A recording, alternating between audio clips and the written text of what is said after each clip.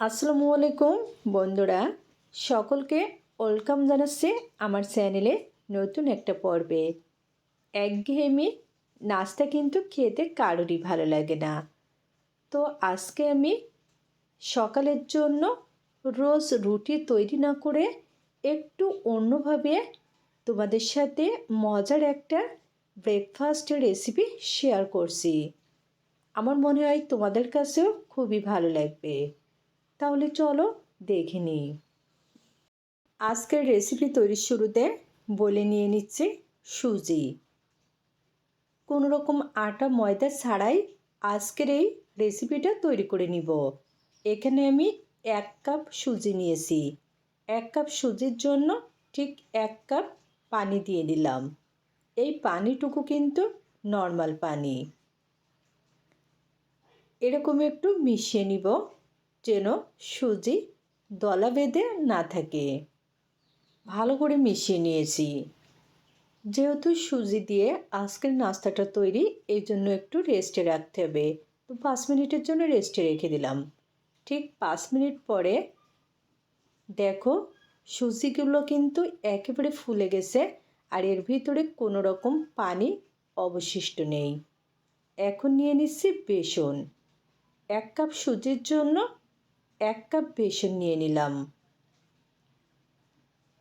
আর 1 cup পরিমাণ পানি দিয়ে দিলাম। আজকের এই নাস্তাটা আমি কিন্তু কোনো রকম আটা ময়দা কিংবা চাউলের গুঁড়ো দিব না, শুধুমাত্র সুজি, বেসন আর সবজি দিয়ে তৈরি করে নিব। একটু সময় নিয়ে ভালো করে মিশিয়ে নিচ্ছি যেন এর ভিতরে গোটা অংশ না থাকে। মিশিয়ে নিয়েছি। এখন এর ভিতরে নিয়ে নিচ্ছি টেস্ট অনুযায়ী লবণ, হাফ কাপ পরিমাণ গাজর কুচি, হাফ কাপ পরিমাণ পাতাকপি কুচি, 1 টেবিল চামচ টমেটো কুচি, 1 টেবিল চামচ পেঁয়াজ কুচি, পছন্দ মতো কাঁচামরিচ কুচি, হাফ কাপ পরিমাণ কাঁচা আলু গ্রেটারে গ্রেট করে নিয়েছি, 1 টেবিল চামচ আস্ত জিরা। এখন সব উপকরণগুলো আবারও মিশিয়ে নিচ্ছি। আর হ্যাঁ বন্ধুরা, এখানে কিন্তু আমি আমার পছন্দ মতো সবজিগুলো অ্যাড করছি। তোমরা চাইলে কিন্তু তোমাদের পছন্দ মতো অন্য যে কোনো সবজি এখানে অ্যাড করে এই নাস্তাটা তৈরি করতে পারো। আজকের নাস্তাটা যেমন টেস্টি তেমনি কিন্তু হেলদি।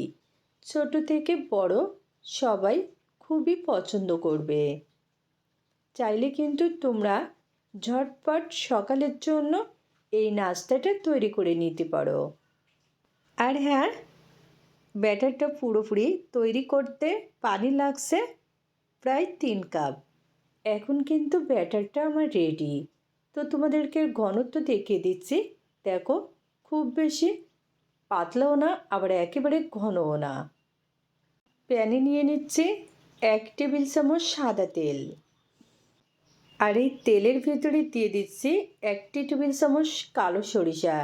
এখন ব্যাটার দিয়ে দিচ্ছি। এখানে 1 চামচ করে ব্যাটার দিয়ে দিচ্ছি। এরকম সরিষা তেলে দিয়ে নাস্তাটা তৈরি করলে কিন্তু নাস্তাটার স্বাদ দ্বিগুণ বেড়ে যাবে, আর সেই সাথে খুবই সুন্দর একটা ফ্লেভার বের হবে। দেখো, প্রায় 3 মিনিট মতো পরে উপরটা শুকিয়ে গেছে। এখন উল্টে নিচ্ছি। আর হ্যাঁ, এই পর্যায়ে কিন্তু চুলার আঁচটা মিডিয়াম টু লোতে রাখতে হবে। একটু সময় নিয়ে ভাজতে হবে, তাহলে ভিতরে আর কাঁচা থাকবে না, আর নাস্তাটা অনেক বেশি ক্রিস্পি হবে।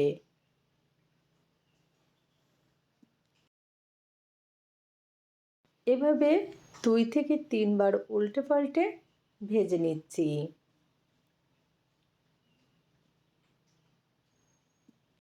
দেখো, নাস্তায় কিন্তু খুবই সুন্দর একটা কালার চলে এসেছে, আর সেই সাথে ভালোভাবে ভাজা হয়ে গেছে।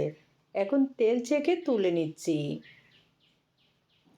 আজকে কিন্তু খুবই সহজভাবে তোমাদের সাথে সকালের জন্য দারুণ মজার একটা ব্রেকফাস্টের রেসিপি শেয়ার করলাম।